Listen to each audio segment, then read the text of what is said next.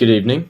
I want to start with a question. When was the last time you were excited to go to the grocery store? For most people, the answer is never. Grocery shopping is a chore. It's something you check off your list. You get in, you get out, you get on with your life. What if we could change that?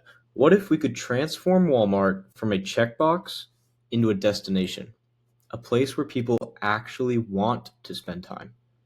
Today, I'm going to show you how exactly we do that by solving one of the most critical social problems facing our future customer base, the disappearance of the third space. I want to introduce you to our problem, and it's a concept by sociologist Ray Oldenburg.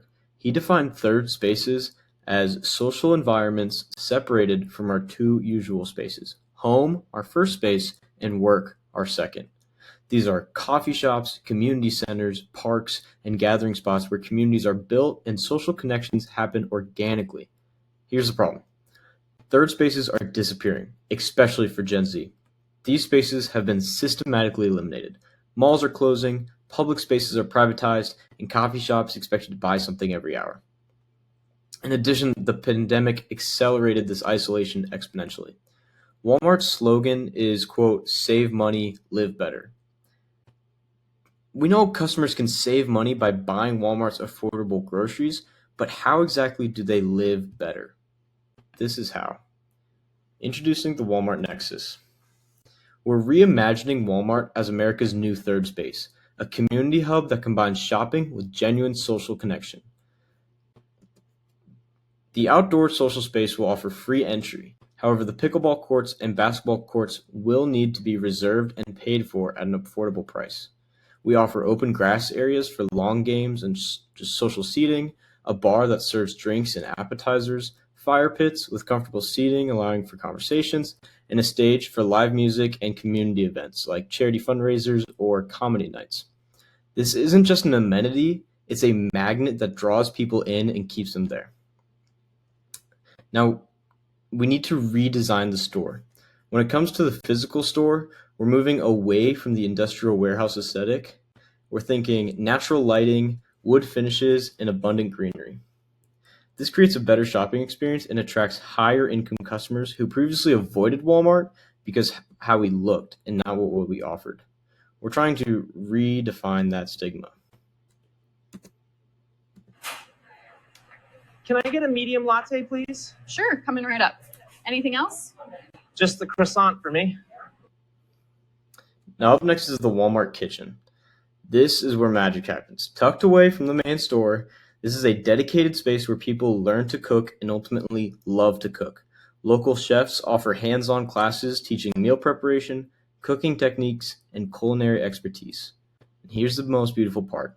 After class, students can buy every ingredient the chef used right here in the Walmart store and recreate the meal at home. We also offer tastings prepared with in-store ingredients, making the path from inspiration to execution seamless. This isn't just good for community, it's good for business.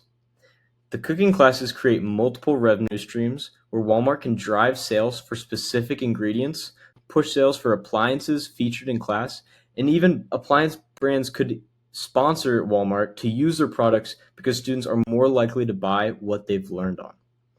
This will create increased foot traffic, longer dwell time, higher basket sizes, and premium positioning.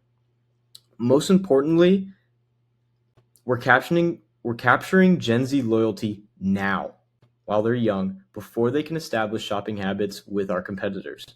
We're not just selling groceries anymore, we're selling an experience. Walmart will no longer be just a store, but a center of community and belonging.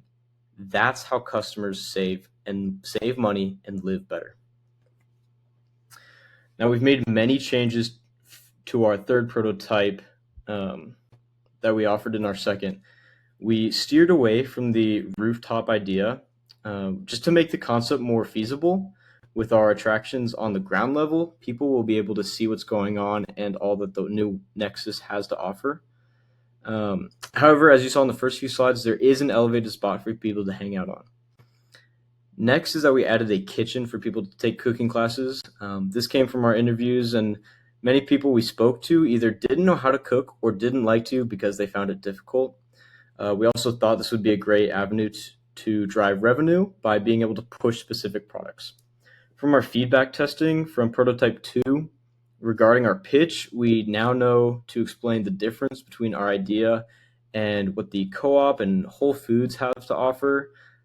Explain that this is open to the public and which parts need to be paid for, and then as well as coming up with an estimate on how much this might cost, as well as figuring out how we can still keep prices low